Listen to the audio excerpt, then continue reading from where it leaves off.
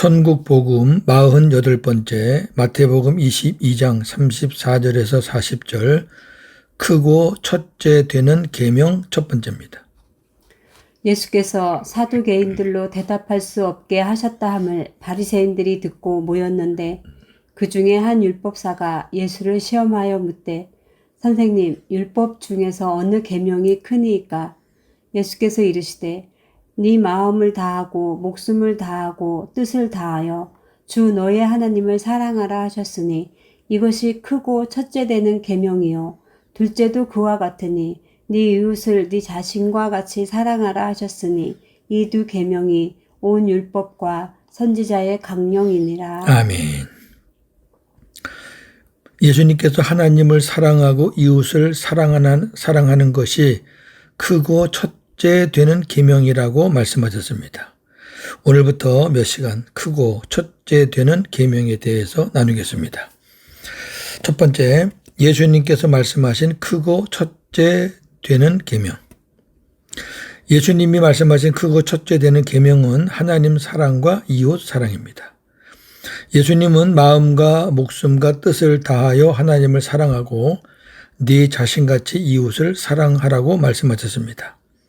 하나님 사랑과 이웃 사랑은 두 팔을 가진 한 계명이며 구약의 핵심입니다. 마태복음 22장 34절에서 40절. 예수께서 사두개인들로 대답할 수 없게 하셨다 함을 바리새인들이 듣고 모였는데 그 중에 한 율법사가 예수를 시험하여 묻되 선생님 율법 중에서 어느 계명이 크니이까? 예수께서 이르시되 네 마음을 다하고 목숨을 다하고 뜻을 다하여 주 너의 하나님을 사랑하라 하셨으니 이것이 크고 첫째 되는 계명이요 둘째도 그와 같으니 네 이웃을 네 자신과 같이 사랑하라 하셨으니 이 두 계명이 온 율법과 선지자의 강령이니라. 아멘. 자, 이 본문에서 우리가 주목할 부분이 있습니다. 그 배경을 보셔야 되는데 지금 예수님이 이 말씀을 누구에게 한 말이죠? 바리새인들에게. 아멘. 바리새인들에게. 그 한 율법사가 바리새인이에요. 그 바리새인 중에 하나가 예수님께 물었는데 어떻게 물은 거냐면 시험하기 위해서 물었다 그랬어요. 그러면서 선생님 율법 중에서 어느 계명이 큽니까? 그랬어요. 이 사람들은 율법의 전문가들이에요. 그러니까 예수님이 율법에 얼마나 전문가인지 테스트하고 싶었던 거죠.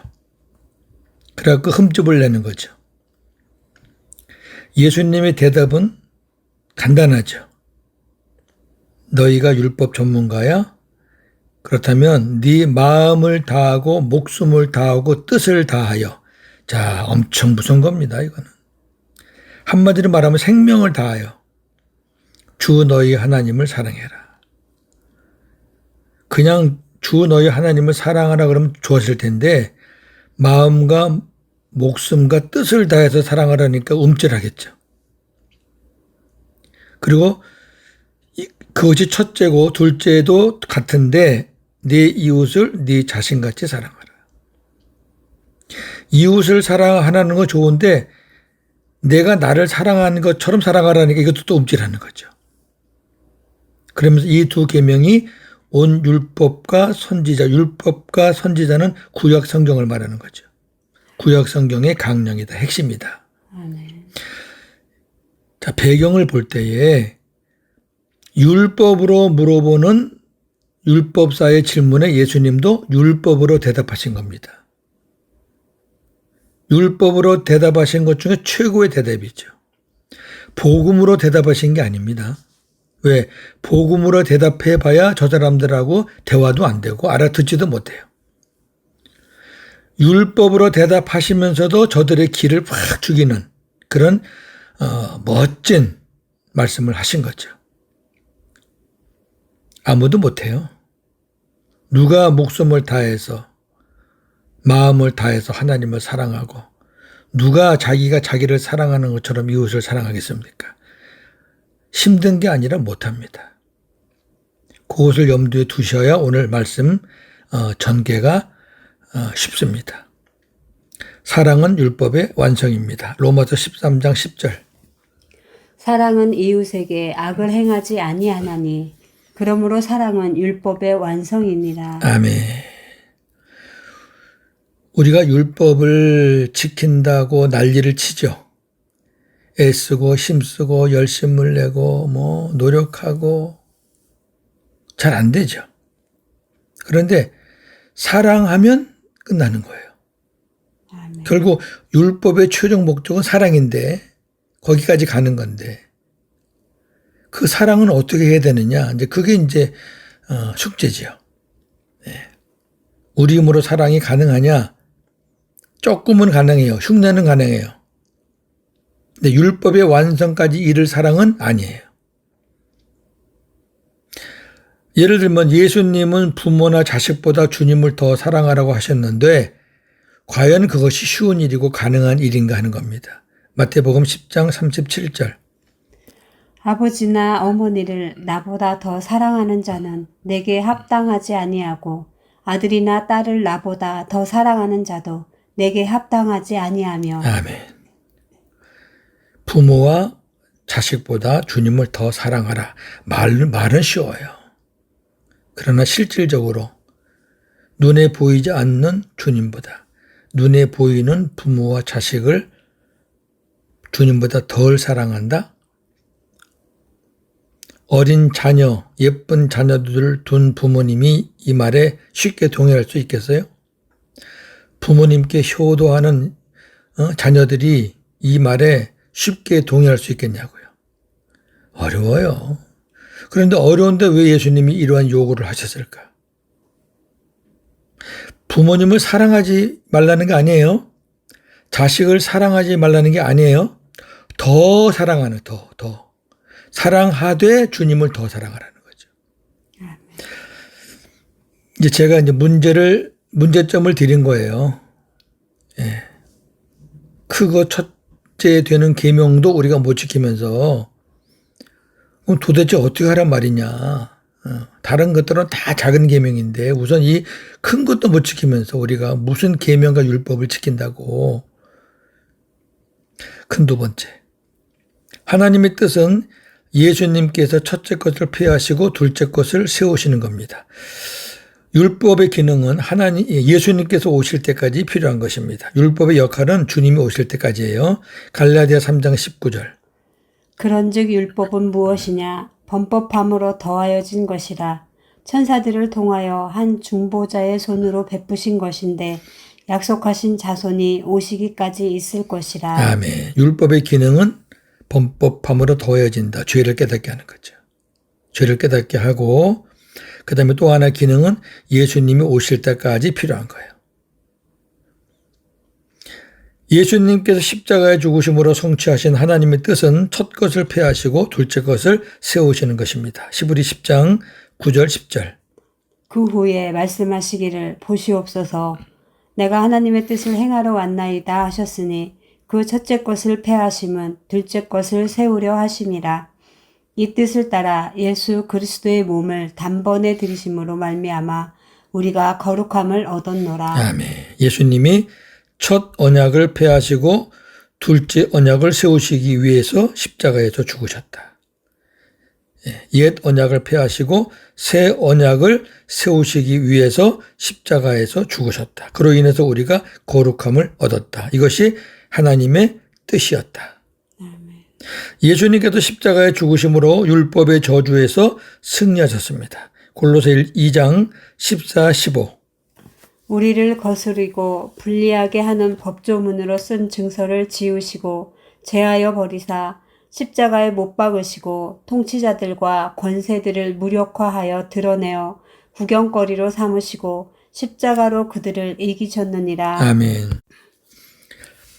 모든 인류는 율법을 다 지킬 수 없기 때문에 율법의 저주에서 벗어날 수가 없습니다. 그러나 예수님께서 십자가에서 죽으심으로 예수님이 모든 율법의 저주를 다 받으심으로 우리가 거기서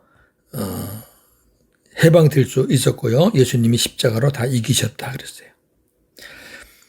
예수님께서 옛 언약을 폐하시고 새 언약을 세우심으로 우리로 하여금 다시는 기록된 말씀을 사람에게만 듣고 가르침을 받아 살지 말고 기록된 말씀 안에서 말씀하시고 가르치시는 성령의 가르침을 받아 성령께서 주시는 그리스도의 마음으로 살도록 하셨습니다. 이것이 이제 새 언약이에요. 예. 옛 언약은 거듭 말씀드리지만은 내가 하나님 말씀을 보고 들으면서 내가 그대로 지키려고 애쓰는 거. 새 언약은 말씀을 보고 듣는 가운데서 그 말씀을 가지고 우리 안에 계시는 주님이 가르쳐 주시고 새로운 마음과 생각을 주시는 감동과 말씀을 주시는 그 은혜로 살아가는 게 새 언약으로 사는 거죠. 디모데후서 1장 10절 이제는 우리 구주 그리스도 예수의 나타나심으로 말미암아 나타났으니 그는 사망을 패하시고 복음으로써 생명과 썩지 아니할 것을 드러내신지라. 아멘. 율법의 끝인 사망을 패하시고 이제 복음으로 생명을 드러내셨다. 요한일서 2장 27절 너희는 주께 받은 바 기름 부음이 너희 안에 거하나니 아무도 너희를 가르칠 필요가 없고 오직 그의 기름 부음이 모든 것을 너희에게 가르치며 또 참되고 거짓이 없으니 너희를 가르치신 그대로 주 안에 거하라. 아멘. 이거 잘 보세요. 성령이 너희 안에 거하시니까 아무도 너희를 가르칠 필요가 없다. 이 말은 무슨 말이냐면은 율법으로 살 때처럼 사람에게 듣고 우리가 살 필요가 없다 그 말이에요. 아멘. 오직 성령이 모든 것을 너희에게 가르쳐 주신다. 가르쳐 주는 대로 주 안에서 살아라. 그 말씀이죠. 아멘. 고린도전서 2장 16절 누가 주의 마음을 알아서 주를 가르치겠느냐. 그러나 우리가 그리스도의 마음을 가졌느니라. 아멘. 네. 우리 마음으로는 아무것도 못해요. 예. 우리 마음이 주님의 마음, 그리스도의 마음이 될 때 모든 것이 가능합니다. 왜? 내가 하는 게 아니고 주님이 하시니까. 큰 세 번째, 예수님께서 자기 육체로 율법을 폐하셨습니다. 율법은 영원토록 폐하지 아니합니다. 영원토록 폐하지 않는데 또 예수님이 율법을 폐하셨다. 어떤 그 아이러니하죠? 그러나 잘 들으시면 이해가 됩니다. 예수님은 율법을 완전케 하시기 위하여 오셨습니다. 마태복음 5장 17절 18절 내가 율법이나 선지자를 폐하러 온 줄로 생각하지 말라. 폐하러 온 것이 아니요 완전하게 하려 함이라. 진실로 너희에게 이르노니 천지가 없어지기 전에는 율법의 1.1획도 결코 없어지지 아니하고 다 이루리라. 아멘. 폐하러 온 줄로 아느냐? 완전하게 하려고 왔다. 그러시면서 천지가 없어지기 전에는 율법의 1.1획도 없어지지 않는다. 누가복음 16장 16, 17절 율법과 선지자는 요한의 때까지요. 그 후부터는 하나님 나라의 복음이 전파되어 사람마다 그리로 침입하느니라. 그러나 율법의 한 획이 떨어짐보다 천지의 없어짐이 쉬우리라. 아멘. 자, 이것도 말씀이 율법과 선지자, 율법은 요한의 때까지다. 그 후부터는 복음이 시작된다. 그런데 율법의 한 획이 떨어짐보다 천지의 없어짐이 쉽다는 얘기는 율법의 한 획도 떨어지지 않는다. 아멘. 예. 그러니까 율법은 존재하는데 율법의 기능과 역할이 예수님 전까지라 그 말이죠. 예. 이제 좀 더 자세하게 봅니다. 율법을 폐하셨다는 것은 율법 자체를 폐하신 게 아니에요. 왜? 율법은 거룩하고 의롭고 선한, 그렇죠? 거룩하고 의롭고 선해요. 그러니까 율법을 폐하셨다는 것은 거룩하고 의롭고 선한 율법의 계명을 지키지 않아도 된다는 것이 아니라 첫 언약, 곧 하나님께서 호렙산에서 모세를 통해 주신 율법, 곧 의문으로 계명을 주시면서 너희가 행하면 복을 주시겠다고 하신 약속을 폐하셨다는 거예요. 율법으로 맺은 약속을 폐하셨다는 거예요. 율법이 폐해진 게 아니라 구체적으로요. 즉 율법 자체를 폐한 것이 아니라 새 언약을 이루시기 위해 모세를 통해 이스라엘과 세운 옛 언약을 폐하신 것입니다. 출애굽기 31장 18절 옛 언약 보겠습니다.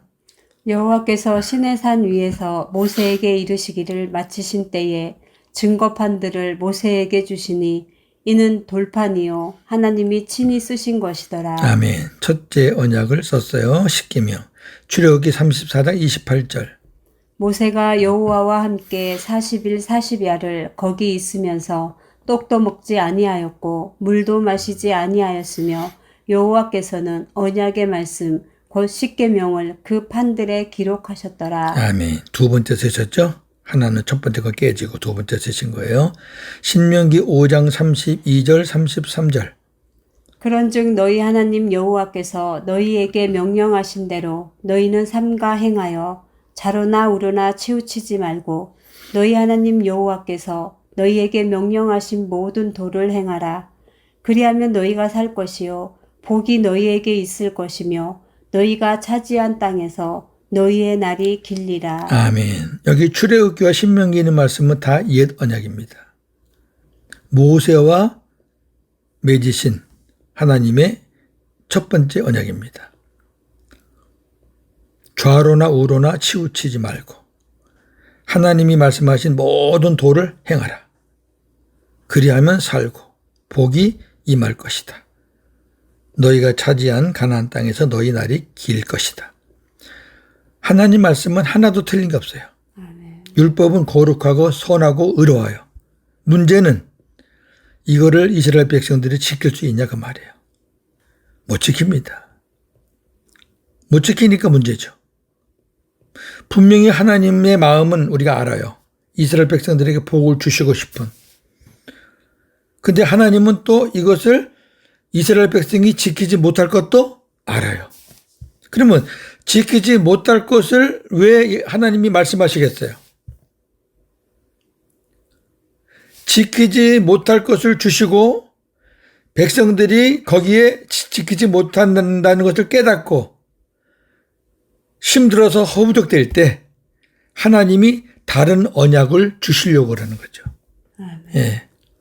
힘든 건 알아야지 하나님의 그 새 언약을 받을 거 아닙니까? 그래서 예레미야 시대, 에스겔 시대 때 계속 하나님의 새 언약을 주셔요. 물론 창세기에도 새 언약의 그림자는 있어요. 아브라함에게 주신 언약 중에. 자, 조금 더 자세히 보겠습니다. 율법이란 사람이 하나님 앞에서 사는 율례와 법도로서 율례와 법도를 한마디로 율법 그러는 거죠. 거룩하고 의롭고 선한 것입니다. 로마서 7장 12절. 이로 보건대 율법은 거룩하고 계명도 거룩하고 의로우며 선하도다. 아멘. 그러나 율법을 우리가 의로워지거나 구원받기 위한 목적으로 사용하면 안 돼요. 왜? 안 되니까. 불가능하니까.